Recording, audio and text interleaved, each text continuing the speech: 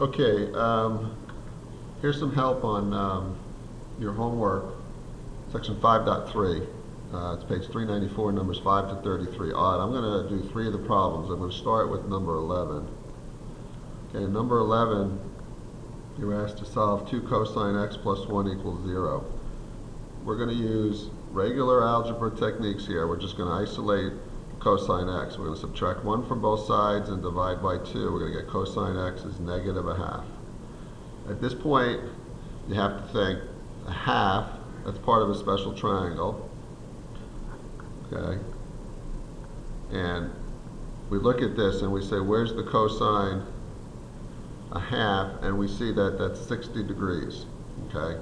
Cosine is 1 over 2. So we're at a pi over 3 situation, 60 degrees in radians. Now it's negative. Based on all students take calculus, the cosine is negative in the second quadrant and in the third quadrant. Okay, so we need to find what is the corresponding pi over 3 angle in the second and third quadrant. Basically those two angles there. For the second quadrant angle, we're pi over 3 short of pi, so we get 2 pi over 3. And in the third quadrant, we're pi over 3 past pi, and so we'll get 4 pi over 3. And since the period of a cosine is 2 pi, we take each of those and we add 2n pi to represent the fact that we can go around and round and round multiple times, and the resulting coterminal angle will make the equation valid. So we don't just write 2 pi over 3, we write 2 pi over 3 plus 2n pi and 4 pi over 3 plus 2n pi. So that's number 11. Let me show you number 17. In number 17, it's already in factored form. When you see a problem already in factored form, it's easy. Just take each parenthesis and set it equal to 0. In this case, we have sine x equals negative 1 and the sine of x equals 0.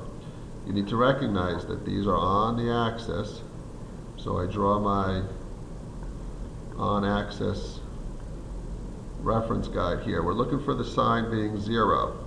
Well, the sine is 0 here and here. Basically it's 0 and pi. And then I look to see where the sine is negative 1, and that's right here at 3 pi over 2. So we take those and our answer will be 0 plus 2n pi, pi plus 2n pi, and 3 pi over 2 plus 2n pi. And what you'll notice with this is, if you think about it, we don't need the 0. So with 2n pi, okay, when n equals 0, we have 0. When n equals 1, we have 2 pi. When n equals 2, we have 4 pi. When n equals 3, we have 6 pi, so forth and so on. For pi plus 2n pi, when n equals 0, we have pi. When n equals 1, we have 3 pi, and so forth and so on. And so what you'll notice here is that for 2 of the solutions, this one and this one, we get 0 pi, 2 pi, 3 pi, 4 pi, 5 pi. So instead of presenting that as 2 separate solutions, we can actually represent those 2 together as n pi.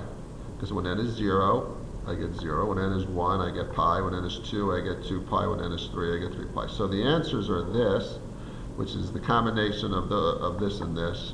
And then for the 3 pi over 2, that one stays. And so we can represent our solution to be this and this. All right, number 31. In number 31, we're given 2 sine x plus cosecant x equals 0.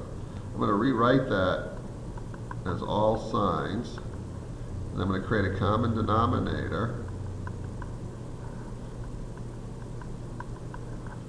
Okay, and I have that. Now, what we care about is our numerator. What we care about is to make this be 0, because the denominator can't be 0. What effectively we care about is 2 sine squared x plus 1 equals 0. Sine squared x equals negative a half. Well, since you can never have, since it's sine squared, you cannot have the square root of a negative number, there is no solution to this problem. There is no such angle, because I'm going to wind up, if I solve for x, I'm going to have sine of x equals the square root of negative a half. and I cannot have a negative square root. So for number 31, so anyway, those are three of the problems. Hopefully that's helpful. Good luck.